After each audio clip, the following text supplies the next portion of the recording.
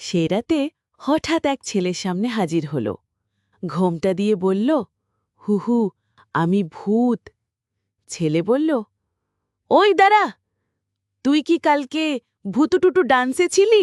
Viral হয়েছিস তো? ভূত লজ্জায় লাল হয়ে বলল, এখন আমি ইনফ্লু ভূত স্যার। শেষে কি হলো?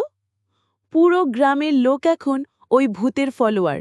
সে আর কাউকে ভয় দেখায় না, বরং বলে, ভয় নয় ভাই, ভিউ চাই।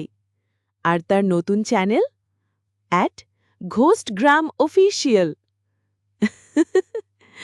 গল্পের শিক্ষা, আজকাল ভূতেরাও সোশ্যাল মিডিয়ায় ব্যস্ত। তাই রাত 12টায় যদি একটা ছায়া দেখে মনে হয় ভূত, প্রথমে চেক করো মোবাইলে সে লাইভ আছে কিনা।